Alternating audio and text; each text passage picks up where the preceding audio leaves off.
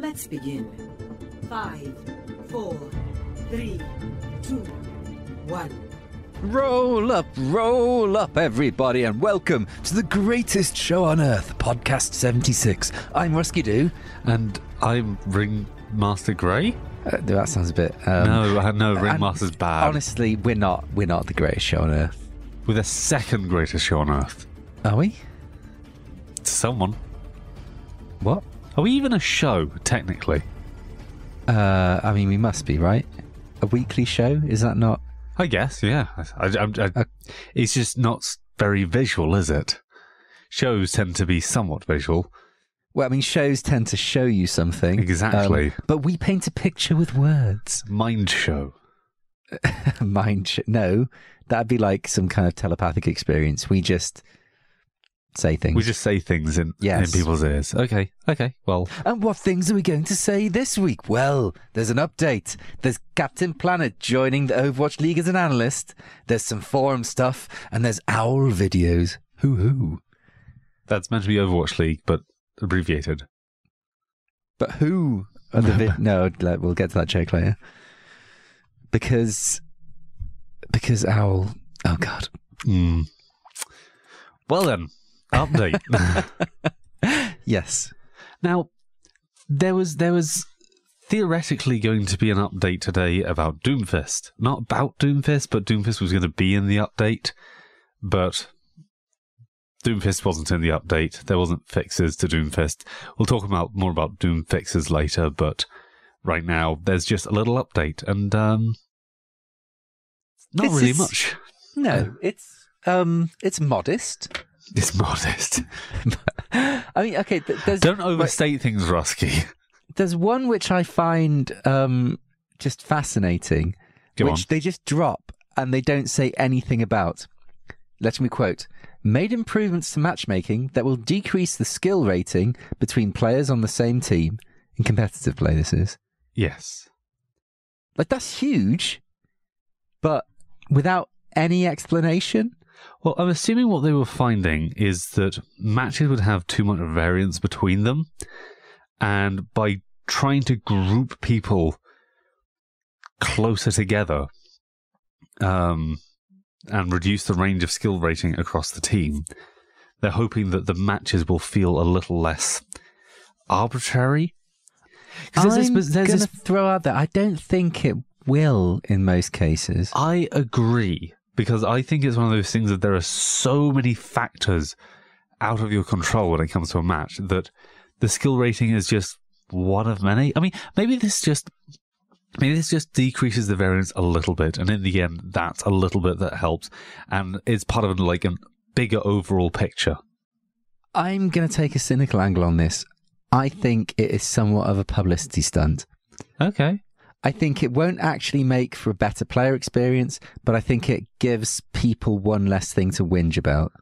To be fair, every now and then, I play in a game where there is about a 200 difference of average skill rating. Right. And in my mind, I'm just like, okay, I don't know what I should be taking away from that. It tells you, like, here's the average skill rating of this team, here's the average skill rating of this team. And one team has, like, 200 skill points, average skill rating higher than the other. It's like, this doesn't feel good. So I think, like, in that perspective... Yeah, but, like, I mean, what... Of a season, how much does your skill rating change? Oof, mine varies wildly, I'm going to throw out there. Like, I can be anything within, like, a 500... bracket. Yes. So I'm a bit like, oh my god, someone wasn't within 100 skill rating of me. And I'm a bit like, yeah. Oh no, I don't think this is like individual players. I think this is between teams.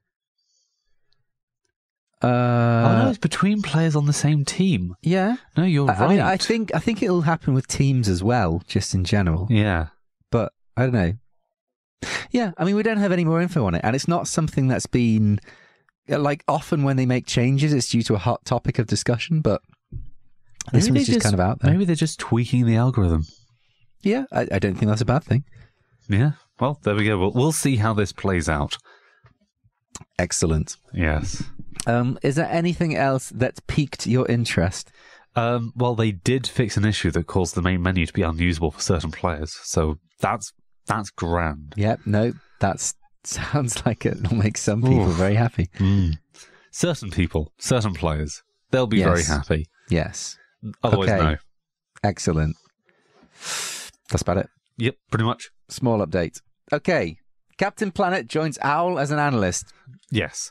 So, Captain Planet has been the provider of Overwatch's meta reports basically since the beginning of the game. Oh, that he did those. Yes, he did all the really... When you put this in the notes, I'm like, who the hell is Captain Planet? Captain Planet, who now has been writing for Overbuff for about a year. He had his own website, and he produced this really detailed analysis of which heroes were in the meta, what percentage of playtime they had, and so on and so forth. Yeah, what I liked about his stuff was it was all from stats. It was very little kind of hearsay. He presented like a lot of actual evidence. Yes, he provided a lot of evidence, but also he kind of made interesting inferences from them. Like, we see here that this has happened. Zenyatta is currently stronger and, Lucio has fallen out of the meta. And I think this is because of this reason, as evidenced by these stats. So we see these players, these heroes. I almost forgot the word there. But these heroes get played more. Therefore, Lucio is less strong and Zenyatta is more strong. Kind of build up like a body of evidence for that. And it was really interesting. And Blizzard have said, you know what? You're so good at this. We want you to do the stats for all of our Overwatch League broadcasts. And actually, it's absolutely crazy awesome. It's absolutely crazy awesome. He did the Overwatch World Cup, and I've got to say, the stats really did add. Like, they weren't just poking up random stats, but what was happening is he was, like, listening to the commentators and kind of, putting up information as they were talking about things and just, like, finding interesting bits, like, as players were doing things. It was really good. Another reflection I have on this is if he's doing that to such an audience, Blizzard will take note and they're going to realize what stats actually, have meaning to players. And yeah, that could be a thing. Absolutely. I think it's very good. I'm really happy. Cool. Yep. Awesome. Next, forum stuff. Now, you may have noticed there's not much content this week, but soon there will be a wealth of content. Yes, says Jeff. Just around the corner. I mean, presumably we're now gearing up for the Christmas content, right? I think we do New Year's. We don't actually do Christmas, do we? No. There's Lunar New Year. But that is that a separate event to Christmas? Separate to wait. What happened? Oh, because it's something like Winter Festival or something. Because yes, it's non-denominational. They denominate nothing. Anyway, so we're going to have the Winter Festival content first, and then we will have other stuff after that. Yeah. In the new year. Interesting. What Jeff says is a lot of new items will be for base loot boxes. I mean, we kind of knew that there was some stuff coming. I'm just wondering what else is going to be coming for the base loot boxes. Because I've reached the stage where pretty much I'm getting all dupes again. I'm getting all dupes despite the whole new thing of, oh no, I'm not getting all dupes. I'm getting Moira stuff, and only Moira stuff. I'd say you're massively at the upper end of the bell curve in terms of like how many hours you've played there, right? Yes, but I'm also probably part of their audience, which is much more willing to spend money during an event. Yes. And so keeping the people who are more likely to spend money during an event happy is probably good for them overall. Yeah. I mean, that's basically what the cosmetics is for. Think of it like this, everyone. The people who buy cosmetics and are whales and have everything and spend loads of cash, they're amazing people because they're keeping all of the game development free for the rest of us. You're very welcome. Thank you, whales. Thank you so much. Well, I'm not quite a whale. But I do. What, are you like a dolphin, maybe? I'm probably...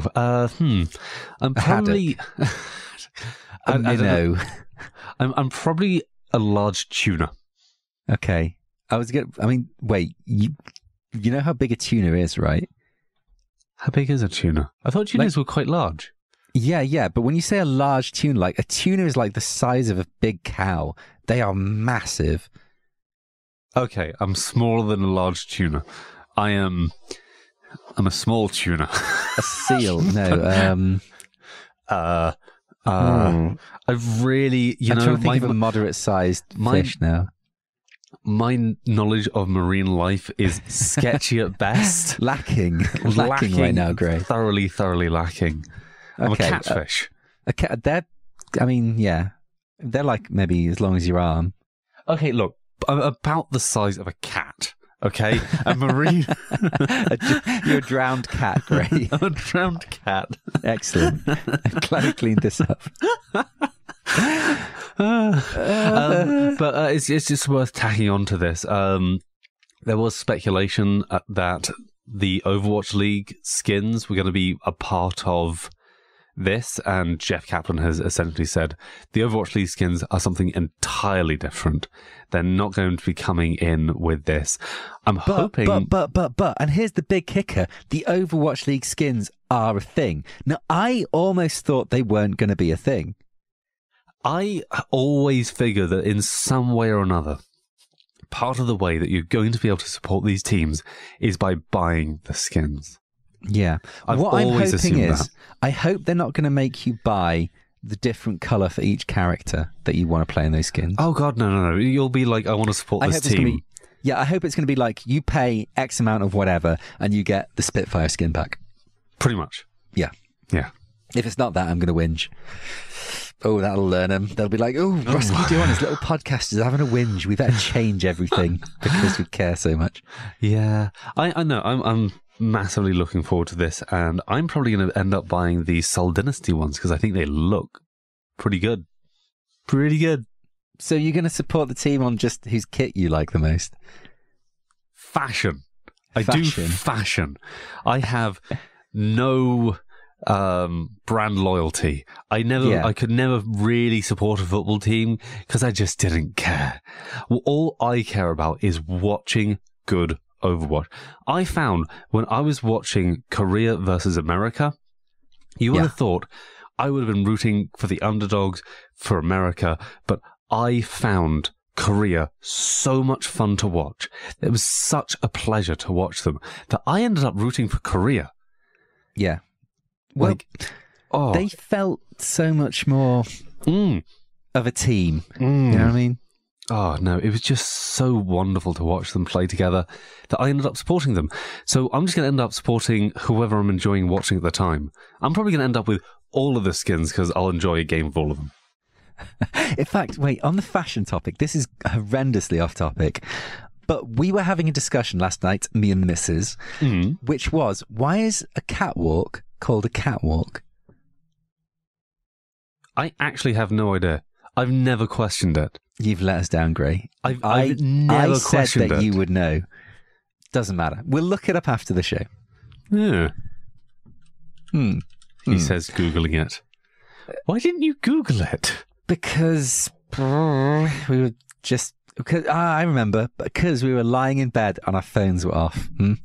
Okay, fair enough, yeah. Yeah, I'd just like to qualify, we weren't having naughty time. This was just married going to sleep time, because that'd be weird, right? Yeah. Married being... Yes. Something would have been weird. Whatever. Well, I mean, right, that's not something I'm going to bring to the show, is basically what... Oh, let's move on. Right, the Doomfist update hasn't happened yet, but we have the details of the Doomfist update on PTR at any rate. Well, it's not, in fact, the Doomfist update. It's a proposed Doomfist update, a partial update of things which are fixed on Doomfist and some things which are not fixed on Doomfist. Yes, except they're not actually on the PTR. No. They were going to be yesterday, and now they're going to be today, he says questioningly, unless they end up being tomorrow. Yes. Well, we've had an update today. There's been an update that was pushed live. Oh, no, that was a couple of days ago.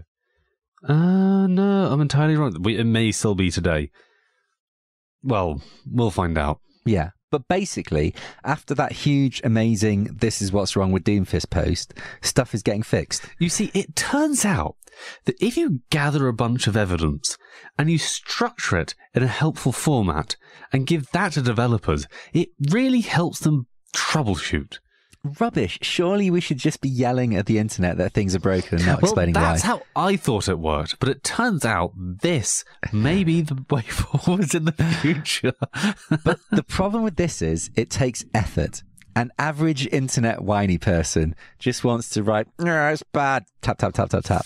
Oh, I've got to say, just brief rant. I have GeForce experience, which I use to occasionally capture footage. Yes. It has become really flaky on me. Right. And sometimes just doesn't work. And I have no idea whether it's going to work or not. But 9 times out of 10... Is this to do with Overwatch specifically? Or? This is specifically to do with Overwatch. Because I've been trying to do a similar thing just for Genji wall climb failing. But doesn't Overwatch have its own little highlight capture thing now? It does, but I never remember to actually play it. Plus, that would be latency. It would do something different to latency, if that makes sense. Really? Yeah, because it records the server version rather than what you're seeing. And what that would be fascinating, wouldn't it? It'd be fascinating to watch the two of them, actually. You should clearly bind them to the same button. What could possibly go wrong? I have no idea. I'll tell you what will go wrong. I'll run out of space on both. So I've been trying to capture footage of it, and every time I've tried to capture footage of it, it's turned out that it wasn't working. I completely uninstalled my GeForce experience. I used the display driver uninstaller to do so. Reinstall completely, still isn't working. Fuck you. But your GeForce works at other times? Yeah. Is it possible that the correlation between it not working when this particular thing is glitching is a thing? No. Okay. Well, no, it's not impossible. I just find it highly unlikely. Yeah, I mean, it seems like that's a bit of a stretch. It's just one of those things of the times that I notice it's not working is always when I really want to capture something. Obviously, and that is Sod's Law. Yeah, and when you're trying to gather data for a bug report, that's when you really want it to work. And when the little highlight, we've captured this highlight thing doesn't pop up, you're just like, fuck's sake. Yes. Anyway.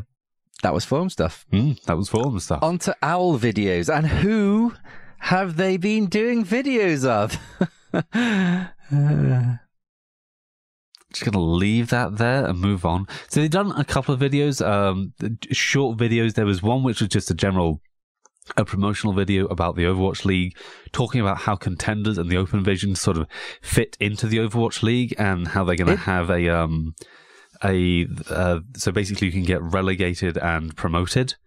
Yeah. That was really cool. And then they had a couple of character pieces. But wait, can you actually get relegated from the very, very top? You can't, can you? This is for teams winning the Open Division. I think there's also the possibility of relegation.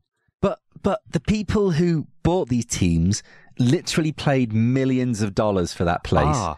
But they pay for the place, right? They don't they can pick up other teams that have to play in that place. But that's weird. If they have a team of players they like, but the team of players don't do well enough, they were like, well, you team of players, you're not good enough. We need to now have this other lot. Also, that's kind of making sure that they're able to make back their investment, right? The ability at some stage in the future to go, look, as a team, this clearly isn't working out. Let's disband this team. I'm going to pick up a new team. I think they can do that anyway, because apparently the contracts are really not that long. It wouldn't surprise me. If you're going to, especially with this format of sport, your turnover is going to be much higher than the average turnover of sports players, because the lifetime is shorter. So the opportunity, because football has been going on for years and years and years and years and years and years. Right. And because the lifetime's shorter, I imagine the time in which you have to make money back is much shorter. And I imagine the training times are much shorter. Yeah. Yeah, I hadn't thought about it in those terms. Buying into Overwatch League, you've got to be thinking, how many years are there left in the game? Yeah. I guess quite a few. In fact, this is one thing I think Blizzard is being very, very clever about doing with Overwatch League, and that is that they've gone for the route of cartoony graphics. Because look at, say, Team Fortress 2, which, did that come out in 2007? Mm-hmm. And look at the other hyper realistic games in 2007. and look at which ones look bad. Like Team Fortress 2 has aged really well due to its like stylized graphics. Like, I'm not going to say that Team Fortress 2 looks good, but it just doesn't look nearly as bad as other 2007 games. It is really good stylistically. What looks bad about TF2 is the polygons.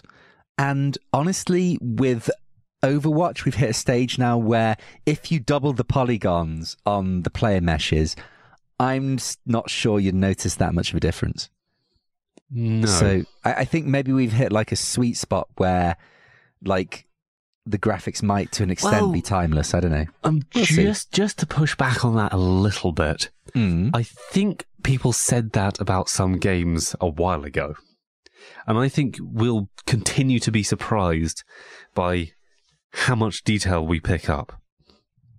Well, right, I'm going to counter back at that one but there's this weird thing with games development at the minute, which is, okay, so the technology's going up, but the production costs of games are going up like by a crazy amount.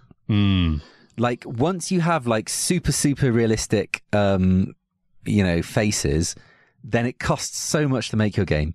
It just costs so much. Yeah, because like you got to animate every little detail. Yeah, and this is why we're getting this kickback into indie games happening a lot more at the minute, because AAA games, because they're starting to cost so much because of the graphical like requirements, it means that they have to play it very, very safe, because if you're like putting so much money into it, you need to get a payback off that. So like in AAA games, we're getting no adventurousness whatsoever. And all of that is happening from, retro graphics on the indie circuit or whatever. Yeah. I can't remember how we got here. We were talking about doubling the polys in Overwatch and how it wouldn't massively. I think there will still be improvements to be made, and it will still end up looking dated, but we're getting closer to that stage where it makes less of a difference. Yes. Cool. The next two videos, I think, make a stark contrast to one another. Yes, I totally agree. So I actually want to also bring in the first video. So the first video is very like standard promotional video in terms of like the way they produced it, the style of voiceover. Yeah. Just stylistically speaking, it feels like a produced video that's promoting something. Yeah. I'd go even further to say that if you're into Overwatch League, as I am, you'll probably enjoy the video. If you're not already very much invested in this product, you'll find it super tedious and you won't watch it. And I think this leads into the next two videos, because we have basically player profiles, one of Sinatra and a slightly longer one for Seagull. Yes. And stylistically, so different. Yes. Both so different from each other. The Sinatra one is the standard esports, here's your esports player video. Yeah. And I think in a lot of ways, that probably panders to Sinatra's audience. Yes. Like, so it's like, in terms of his character, the way he presents himself, the way he, talks to people, I think that, he fits the character of an esports player. Yeah. Now, here's the thing about Sinatra's thing. He goes on about aggression, about how he loves Tracer. And so this just made me think of, like, I don't have that much experience of Sinatra, but what I've seen of him, I haven't actually been that impressed. Like, it was his reaction after playing the America versus South Korea game, where I think arguably he kind of got dunked, right? Yeah. Well, and it was because of his aggression, and it was like, and the way he talked after that game, it like he had a go at, is it Sabiolbi. Say it again. Sabiolbi. Yes. Okay. I find it really hard to remember and say that. But okay. It's SB. Korean, so call him SBB. Okay, SBB. Like, SBB, I would argue, played much more kind of intelligently and team-based. And Sinatra was kind of like, oh, yeah, they didn't take, like, proper fights. And I'm like, no, they took proper fights. You didn't take proper fights. Yeah. Well, but also what you could argue there is that the rest of America's style of play did not support Sinatra's style of play, and that's just the hyper aggression. Maybe. But it's one of those things of that's his fault. But him talking about wanting to play super aggressively and create space for his team, requires his team to play in a sort of way, and if you know how to support that style of play, it's probably more successful. So I don't want to detract from him saying this is how I like to play the game. Yeah. But like in this video where he's like, so like certain strats for like maps and stuff, we don't do that. We're just gonna press W. Yeah. And like when I hear that, I'm just face palming so hard. You know what I mean?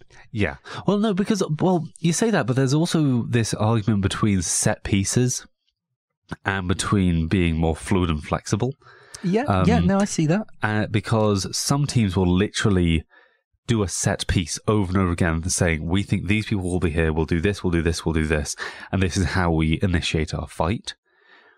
And I wonder if what he's doing is he's saying, look, if we're playing against all these other teams, we have to be more flexible then. And maybe not. Maybe I'm reading way too much. Says it, I'm not getting the whole, the Bruce Lee thing, which that stays with me so much. Like, be like water. Water can hit really hard, or water can just flow around something and just be ultimately passive. Are you sure you don't play Genji? No, definitely not. Wouldn't that be more Zenyatta? Maybe. No. Genji has the flow like water. Does he? He has that line. Okay, of course he has that line. Of course he does. Bruce Lee, man. Bruce Lee.